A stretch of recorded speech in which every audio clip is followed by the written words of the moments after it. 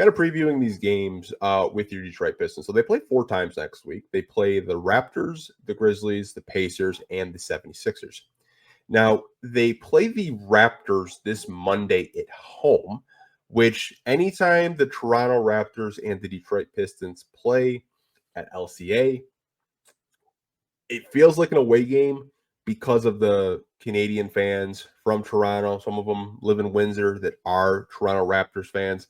So it'll be really interesting to see how the Detroit Pistons fan base shows out. I know it's a Monday game, so there probably won't be too many people going to a game on a Monday evening. But the last time your Pistons played the Raptors was an in-season tournament game. Very, very, very ugly win, but we'll take it. A win's a win at this point. They only won by 4. I think the final score was like 99-95, if I remember correctly. But one player that I'm very worried about is Joko Poeltl, because he absolutely just killed the Detroit Pistons on the offensive glass. He was just a rebounding menace and just giving them problems throughout the night. RJ Barrett is also a player that I think most of you guys know. He's one of their better players on the roster. Now, obviously, the Raptors are just so injury riddled. I do have the injury reports pulled up from ESPN. Again, as I'm recording this, it's Friday, so kind of just looking at the injuries that they do have right now.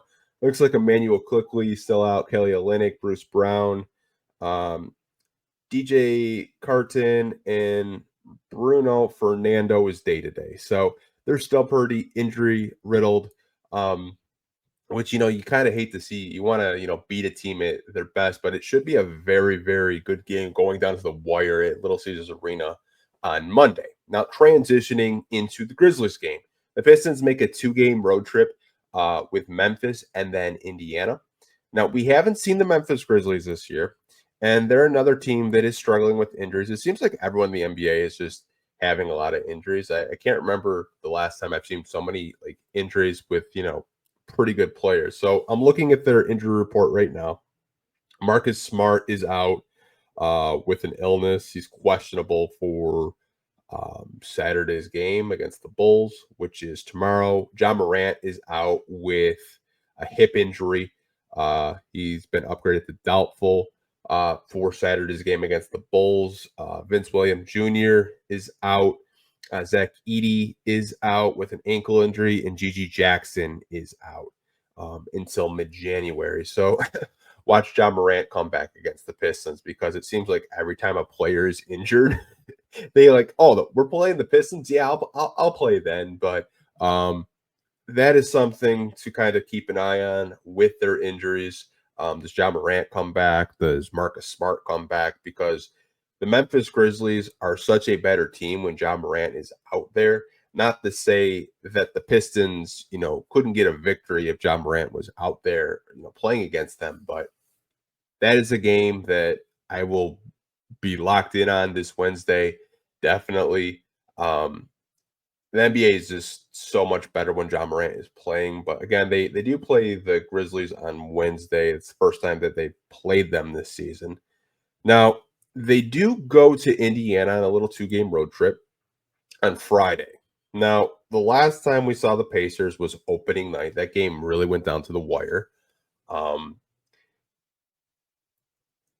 be very interested to see the matchup between Benedict Mathurin and Jaden Ivey again. Seeing if we can defend Miles Turner better.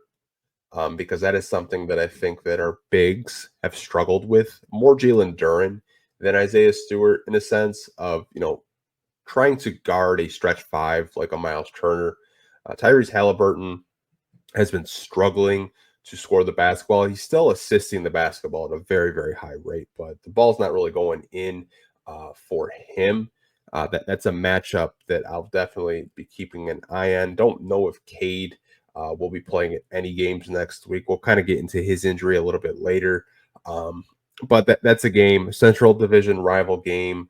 That should be a good one at the Pacers' place on Friday. And obviously, it wouldn't be a Detroit Pistons schedule release if we didn't have a back-to-back, right, fellas? Your Pistons will be playing the 76ers on Saturday, and it's going to be a home game. Now, does Joel Embiid play? Who knows? Probably not, right? Paul George did injure himself. I'll just pull up their injury report right now. I know this is, again, as I'm recording this is Friday, so these injuries are subject to change. But they have Joel Embiid, who's struggling with a knee injury. Paul George is out with a bone bruise, and Kyle Lowry is out with a right hip strain. So 76ers are a pretty old team, and they're very injury riddled, and their season is just such a mystery to me. I didn't expect them to just kind of fall off a cliff, but I guess that's what happens when your star center isn't healthy to start the season. And then Paul George has just had back-to-back injuries where they look really ugly, but he's still podcasting, which is hilarious. I saw this week a lot of Sixers fans were mad that he did a podcast talking about like who leaked their all-in team meeting. It's just absolute wild just to see 76ers fans just have a meltdown. But hey, man, I remember that was us last year having meltdowns that we couldn't win a basketball game. But hey, brighter roads are ahead for your Detroit Pistons. Just wanted to kind of give a short little update looking at next week's games. Again, 4 games back-to-back on Friday, Saturday. Have a home game on Monday and a home game on Saturday. So it should be a good week of basketball for your Detroit Pistons.